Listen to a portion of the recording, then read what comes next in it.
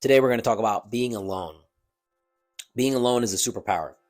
I'm actually working on something right now for a lot of people to have about learning how to be alone because it's one of the most important things that we need to learn how to do in life, especially in today's generation. People don't know how to just be alone. The default emotion, the default mindset we jump into is that I'm lonely. I'm lonely and I want somebody. I cannot tell you how many people on a day-to-day basis message me that they're lonely, message me that they want somebody, they need somebody. It's a very bad mindset. When you're lonely and you want to go out and date, what you're going to do is you're going to settle for characteristics that are not necessarily what you're looking for, because the pain of you being alone is higher than the pain of you being with someone that you're not necessarily compatible with. So you're going to tolerate a lot more of the negative behaviors. You've got to learn to really be alone first. Be happy in your own presence. Be content with yourself. When you master that, then and then only should you be looking for a relationship out of purpose, out of duty, out of the desire to build something in your life. Nowadays, we date for relationships. We want the best thing or nothing at all. And it's a very bad mindset there too. So I'm going to talk about a few things here today. Number one, let's focus on the idea that you need to be alone and you need to be comfortable being alone. Number two, it's dating with the intention to build partnership, growth, not dating for pleasure, and not dating this unicorn person that is realistically not going to exist. So a lot of people that have mastered the ability to be alone, they don't want to date. They're very comfortable. That's the word, comfortable being alone. I'm so happy being single. People will talk about that, right? And then they won't actually go out in the dating marketplace. And, to each his own. There's definitely like a 1% of 1% type person that is going to be very okay with being alone. But this mindset of I'm good by myself is a very weak, vaporous, empty mindset in life. I might be hitting some egos here, but being by yourself is the lamest thing that you can do. You're never going to be able to build anything of value by yourself. No great company operates with just the CEO alone. It's a collaboration, it's a conglomeration of people that are working together to build something that is actually amazing. So at the end of the day, it's not about being alone. It's about learning to be alone first and then building with someone. Understand what I'm saying?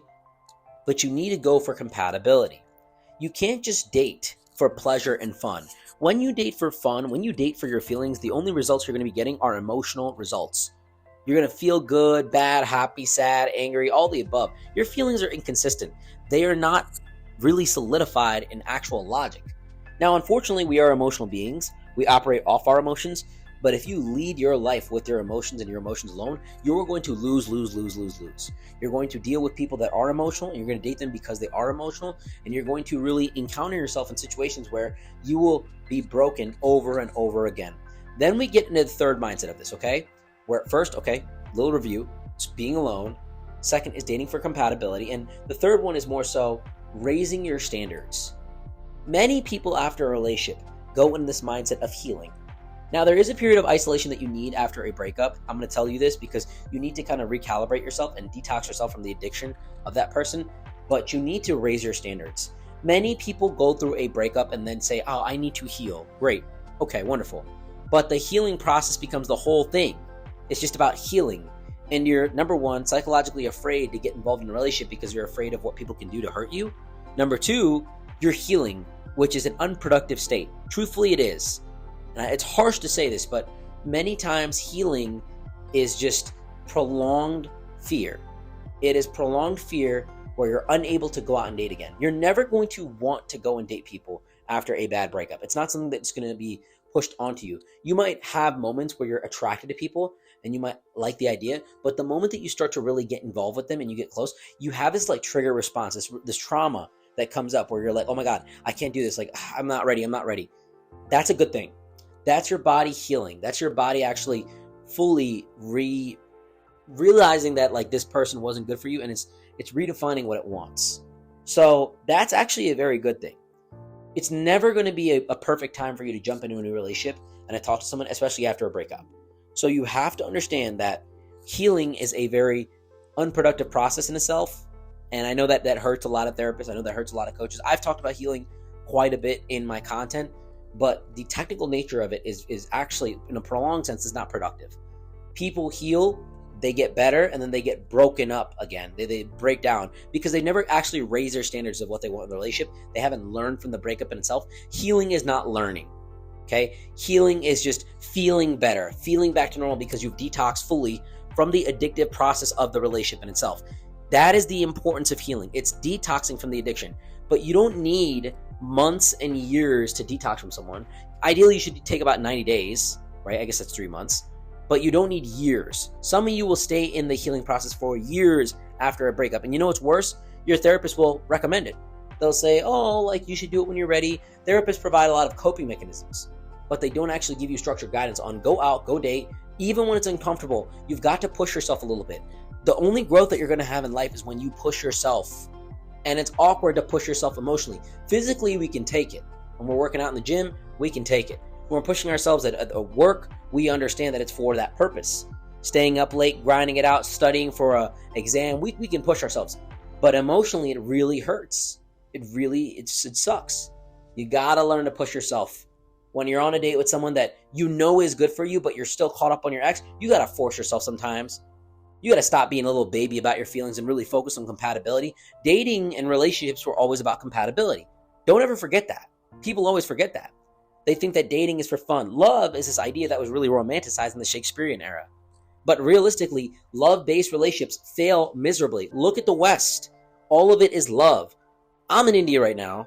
It's less than 1% rate of divorce. You know why? Because India has a majority of arranged marriage. Does this mean that you have to go get an arranged marriage? No. But you should arrange your own marriage.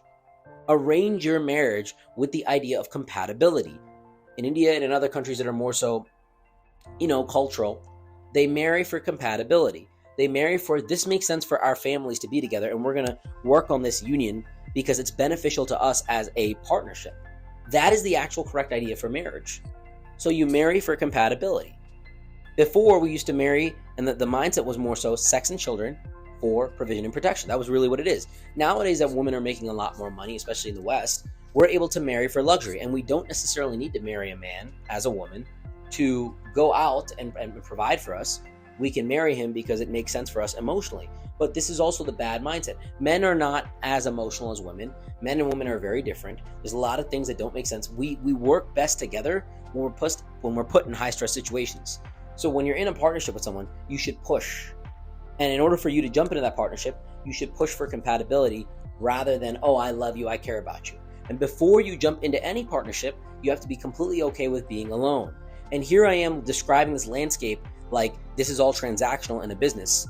Many times, marriage and love is a business. There is a business of putting people together, and the marriage in itself should be a partnership which you should treat like a business. That person is going to be the person that you eat about 20,000 meals with. They're going to be your permanent roommate. They're going to live with you. They're going to eat with you. They're going to sleep with you. They're going to do their finances with you. They're going to raise your kids with you. They're going to decide whether you have kids or not. Religious together, if you're religious, it's a lot of different things. Your life is embedded with them. So you have to be very strategic about picking the right partner. I've never built a business off of friendship, but guess what? I build friendships off business. And I'm going to tell you this and circle back here. You never build a marriage off love, but you can build love off of a marriage. You can love somebody when they do well for you, when they do good for you. I love the people that I work with, and they're great people in general. We have a lot to talk about. And I've grown that love, I've grown that friendship, I've grown that relationship because we make a lot of money together. We have a lot of success together. We do very well in business. And I'm proud and I'm happy for the people that work with me.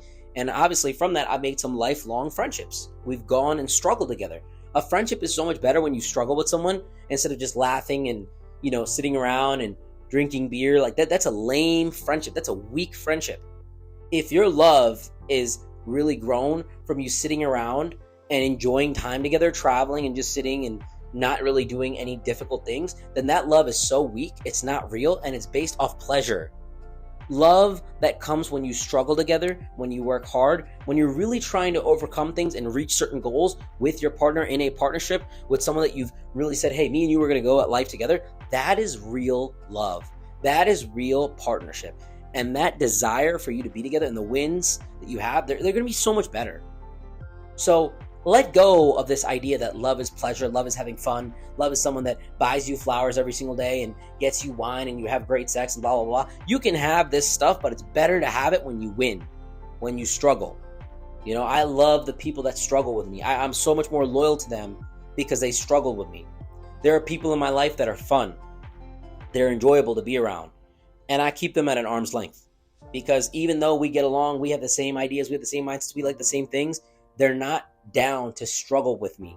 I'm going to keep people that struggle with me close rather than people that don't struggle with me and that are just there for the fun and the fireworks and all the rainbows. So I hope this made sense, guys. I really appreciate you taking some time out of your day to listen to me. Thank you for, all the support, all the love. If you guys like my content, definitely subscribe to my YouTube. Check me out on Spotify and Apple. Give us a little positive review.